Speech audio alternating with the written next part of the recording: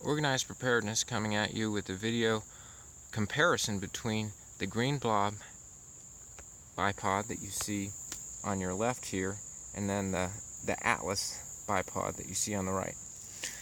So this is the green blob attached to my Ruger 1022.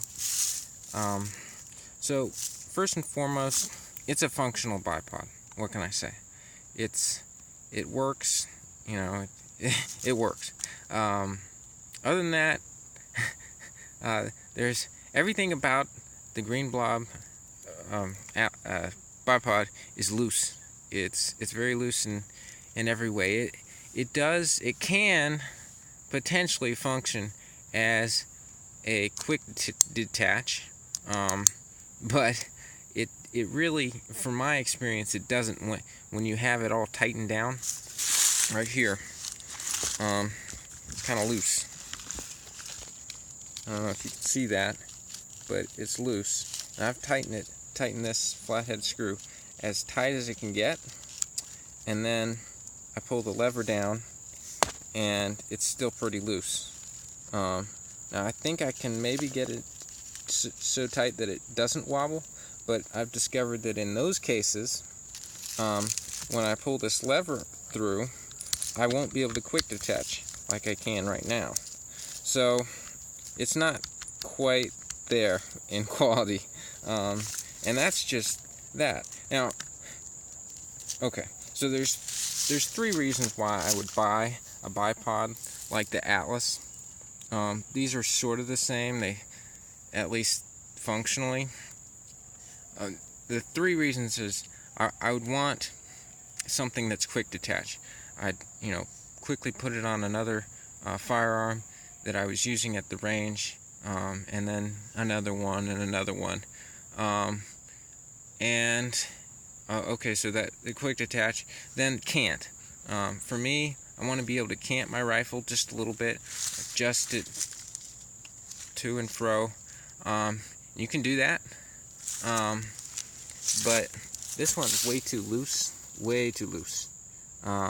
this one, you can do it. There's a little cant, and a little cant, and then a little bit of adjustment back and forth. Now this one adjusts just ever so slightly there, and then it locks. This one, the green blob, you can do a 360. In fact, you could screw this all the way around until it falls off. So it's not great in that category. Third reason why I'd purchase a bipod is for sturdiness. This is not sturdy. These adjustments here, these don't lock in very well. I guess I can try to show you that right quick. Let's see here. Oh, that'll try. See, I'm trying my best to make it fit, but there's some sort of this gear right here is made out of some sort of substandard metal. I think it's probably aluminum. Atlas, I think it's just steel. So, but right here, there's something blocking it from fully fitting in, and so it doesn't quite fit. I mean, you could probably correct this with some sort of Dremel tool. Of course, you wouldn't want to make a mistake, but yeah, you could probably correct it. There's I'm sure ways to do it. To me, it's not worth my time. I'm no like expert with all that kind of deal. I'm not a gunsmith.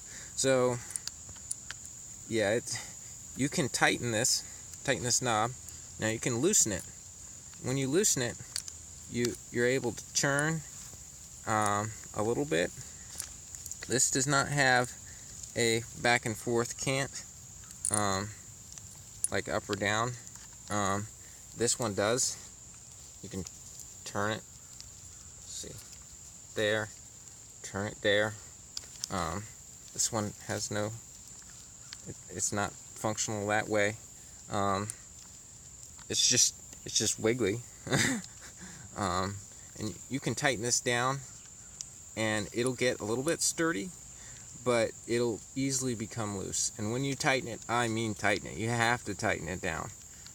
really hard, and then it just comes loose again. So other aspects, I mean, this is a classic example. I was trying to set this up a few minutes ago, and one of these items became loose and fell off, so I'd screw this back in a little bit in order to have it all in one piece. And that's just a classic example of the green blob. It will fall apart. And this Quick-Detach, I almost consider it false advertising, because if you actually do have it tight on here, you won't be able to functionally use the Quick-Detach. What you'll have to do is you have to unscrew this and then use the lever. So it's not really Quick-Detach. You have to use some tools. So yeah, I mean, it's a functional bipod. What can I say? Here, it's an Atlas. It's the real deal. So it's quite adjustable. Right here, just push it down, or push that down, and it locks in. This right here, this gear, it's metal. It's well, of course it's metal. It's steel. So then to use it, you just push this little knob down, pull the lever out, and take it off. Honestly, I think it's worth the money. It'll run you $279. I'm not. It's a lot of money. Honestly, I think it's overpriced. But when you consider you can just Quick-Detach, put it on a new long gun, it works. I like it. I'm a person who likes quality stuff, so I don't want to, skimp on the money when, I'll get something that's wiggly and not quite right all the time. But to each his own. I can understand why you'd want a green blob. But this, it's great. I'd highly recommend it if you want a piece of quality equipment. Locks every time, nice and sturdy.